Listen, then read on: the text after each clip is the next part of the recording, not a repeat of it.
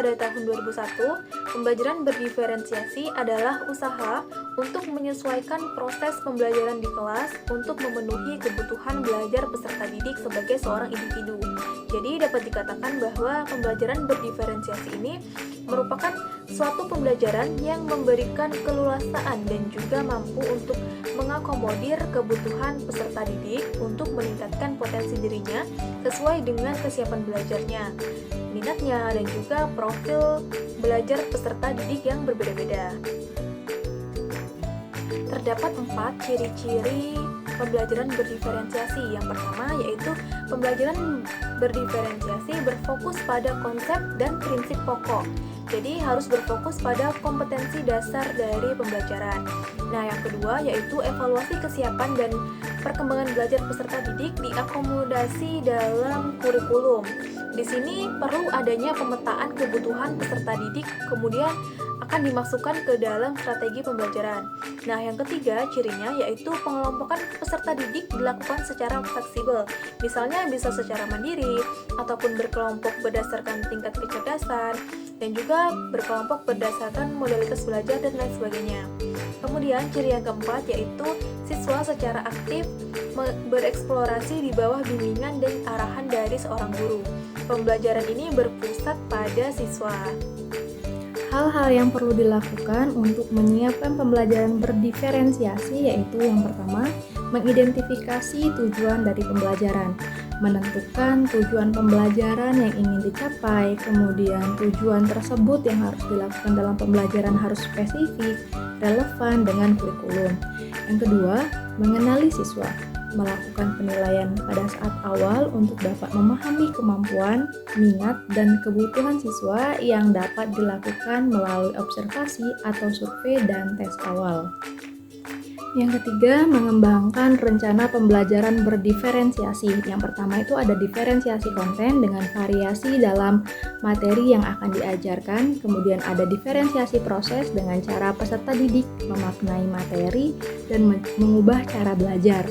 Yang ketiga ada diferensiasi produk, cara siswa dalam menyelesaikan tugas dengan cara yang berbeda. Yang keempat ada menggunakan strategi diferensiasi, yang terdiri dari diferensiasi konten dengan variasi materi yang akan diajarkan dengan siswa dengan cara yang cepat dalam memahami materi bisa melanjutkan, sementara siswa lain itu membutuhkan waktu yang lebih lama dalam memahami materi. Kemudian ada diferensiasi proses dengan memberikan pilihan terhadap siswa dalam gaya belajar dan juga cara belajar mereka. Kemudian ada diferensiasi produk dengan mengizinkan siswa untuk dapat menyelesaikan sesuai dengan caranya dalam menyelesaikan tugas. Yang kelima itu mengadakan evaluasi dan umpan balik dengan melakukan evaluasi secara teratur untuk dapat memantau dari kemajuan siswa dengan memberikan kesempatan kepada siswa tersebut dalam menyimpulkan pembelajaran yang mereka pahami. Yang keenam, membuat lingkungan belajar yang mendukung. Ruang kelas yang fleksibel, mengatur ruang kelas sehingga dapat memungkinkan berbagai jenis aktivitas dapat dilakukan, seperti kerja kelompok, berdiskusi, atau bekerja secara individu untuk menyelesaikan sebuah tugas yang diberikan. Yang ketujuh, menggunakan teknologi untuk mendukung pembelajaran dengan memanfaatkan teknologi untuk menyediakan berbagai sumber belajar untuk siswa yang berbeda-beda untuk dapat juga mendukung berbagai gaya belajar pada setiap siswa. Teori yang melatar belakangi contoh keberagaman belajar anak di kelas yaitu dengan model learning modalities. Hal ini bisa dikenal dengan sebutan FAK atau Visual, Auditory, dan Kinesthetic. Teori learning modalities ini berkaitan dengan model guide atau gaya belajar yang dimiliki oleh peserta didik dari pengalaman yang mereka miliki. Di antaranya visual melalui gambar, auditory melalui suara. Contoh keragaman siswa dilihat dari gaya belajarnya itu bisa dilihat dari yang pertama gaya belajar visual, yang kedua gaya belajar auditori, dan yang ketiga itu ada gaya belajar kinestetik. Yang pertama adalah gaya belajar visual, yakni peserta didik dengan gaya belajar ini menerima sebuah informasi akan lebih mudah melalui gambar. Nah, gaya belajar ini jauh lebih mudah untuk mengingat tentang gambar seperti foto dengan jelas karena Otak kita akan memprosesnya dengan efisien untuk dilihat apa yang dikatakan atau ditulis oleh seseorang. Yang kedua itu ada gaya belajar auditori. Gaya belajar ini menerima informasi lebih mudah melalui mendengar. Nah, metode ini biasanya sering mengajukan pertanyaan diskusi atau menyerap materi dengan mendengarkan. Dan selanjutnya yang terakhir adalah gaya belajar kinestetik. Nah, biasanya peserta didik dengan gaya belajar kinestetik ini menerima informasi dengan melakukan sesuatu dengan fisik atau digambarkan sambil melakukan, baik secara langsung atau melalui pengalaman dengan bergerak sambil berpikir. Pembelajaran berdiferensiasi memiliki 4 aspek. Yang pertama yaitu aspek konten atau isi, di mana guru akan melakukan modifikasi pembelajaran. Pada komponen ini, guru bisa melihat kesiapan tentang apa yang peserta didik pelajari.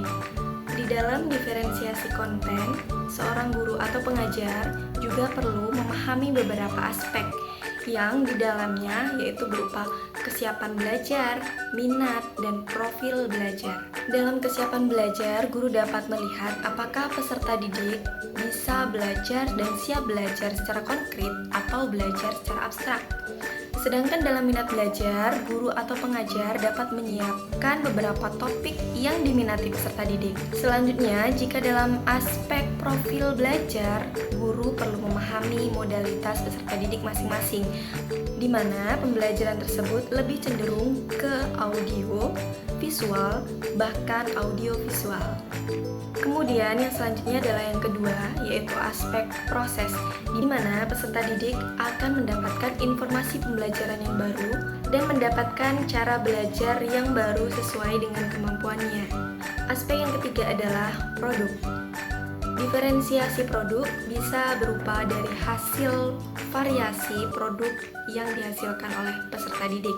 Tugas dan penilaian dari masing-masing peserta didik memiliki variasi yang berbeda-beda, walaupun dalam konteks atau tujuan yang sama. Aspek yang terakhir adalah lingkungan belajar. Lingkungan belajar menjadi sesuatu yang penting di mana dalam lingkungan belajar adanya proses pembelajaran yang dilakukan di tempat tersebut. Lingkungan belajar itu sendiri dapat mengoptimalkan pembelajaran siswa baik secara fisik maupun psikologis. Kondisi belajar yang mendukung akan membantu peserta didik mudah dalam memahami dan melanjutkan proses pembelajaran di dalam kelas. Kondisi kelas atau lingkungan yang mendukung akan membantu peserta didik dalam proses pembelajaran yang nyaman, baik secara individu maupun berkelompok. Lingkungan belajar bisa meliputi tata letak pengaturan yang ada di dalam kelas, seperti tempat duduk yang tidak monoton sehingga membuat pembelajaran lebih menarik dan asik. Tempat duduk peserta didik bisa didesain sedemikian rupa. Ditata letak bisa berupa berkelompok, melingkar, berpasangan, berempat, dan berbaris. Hal ini akan memberikan kenyamanan kepada peserta didik dalam melakukan proses pembelajaran, sehingga seorang pengajar atau seorang guru harus bisa menciptakan lingkungan belajar yang nyaman, kondusif, sehingga membuat peserta didik fokus dalam melakukan pembelajaran di kelas. Selain tata letak tempat duduk, guru dapat menambahkan gambar-gambar atau variasi lain untuk menambah keindahan dalam ruang kelas, sehingga membuat peserta didik tidak merasa bosan ketika melakukan pembelajaran di ruang kelas.